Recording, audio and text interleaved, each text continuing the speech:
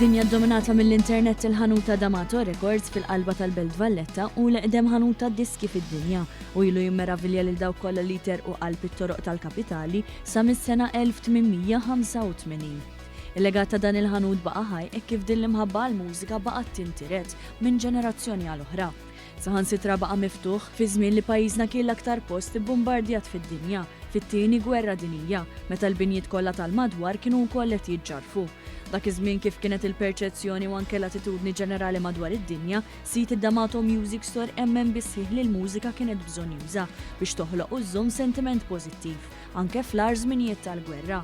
Illum il-ġurnata fi żminijiet kompletament differenti skoprejna partikolarment kif bħala xiren ta' stinilu wkoll, partikolarment mill-ħamsinijiet sa' sebgħinijiet, iż-żgħażagħ qed jerġgħu jirrikorru għax-xiri tal-vinyls. Dan anke jekk it-teknoloġija ma' żmien issuperat l-era tat-turntables li jiftakru sew dawk li qabżu l-50 sena u aktar u llum ħafna jgħażlu l-verżjoni diġitali tal-mużika minflok dik fiżika.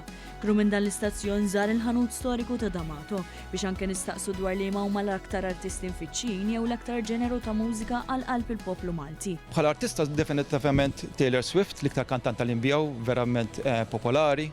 Lana Del Rey inbjaw ħafna u aħna wkoll magħrufin ukoll hawnhekk għal-rock klassiku, anke tas-sebgħinijat, sittinijat, Pink Floyd, Led Zeppelin, Queen, Iron Maiden.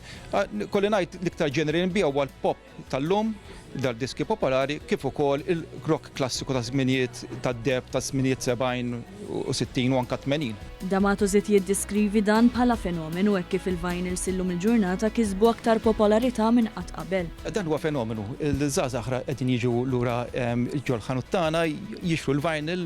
Il-vinyl hija popolari kif kienet fi żmien tal-età tiegħi u kbar minni, issa l-vinyl huwa rikjest ħafna minn nies ġuventur u tfajl iż-żgħar jiġu hawnhekk apposta biex jixtru il-vinyl u ma jsibux ukoll nordnawlhom affarijiet li jkunu speċifiċi jkunu jridduhom huma li ma jkunux hawnhekk.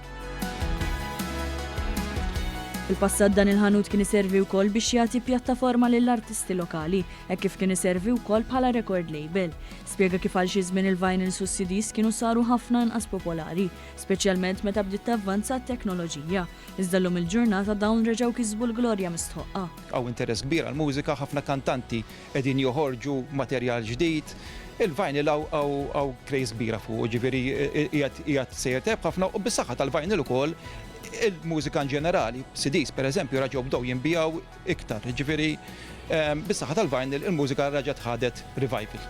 U fuq dik in-nota melodjuża ħallejna lis-Sur D'Amato biex ikompli ma' numru ta' żgħażagħ li laħqu nġabru fil-ħanut jistennew ħerqana biex jixtru xi vinyl jew tnejn.